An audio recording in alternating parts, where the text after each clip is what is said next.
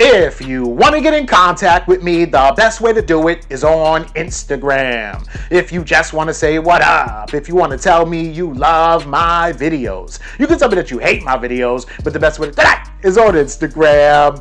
Peace, y'all. Jonny Fastlane here. So, Rick Ross says he's taking a dinner over the $500,000. Let's talk hip-hop.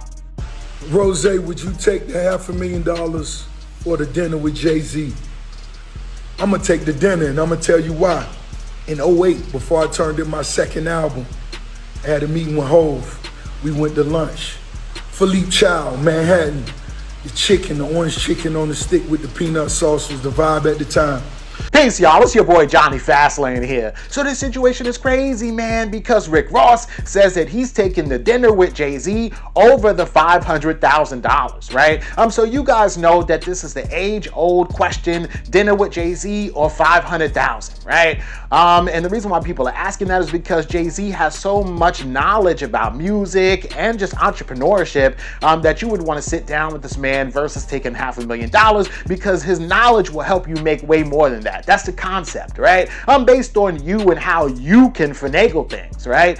So most people, they're like, yo, take the $500,000. I don't want to sit down and speak with Jay-Z about anything. No advice could be worth $500,000, right? It's crazy because yesterday, Jay-Z actually did an interview with Gayle King, where Gayle King asked him that, and Jay-Z advised people to take, he said, if you sit down with me, the advice I would give you is you should have took the $500,000, because everything that you want to know is in the music. He says all the advice is in the music. If you listen to it, you will figure out how I did this. I am the blueprint, right? But Rick Ross, he begs to differ. Rick Ross said that he would take dinner with Jay-Z over the $500,000, right? The reason why is because he gave a great example of why. He said back in 2008, after the release of his second album, that he did have dinner with Jay-Z, and that Jay-Z told him some great advice. Jay-Z told him, don't write to every beat that you think is fire, or don't write to a beat just because you think that it's hot.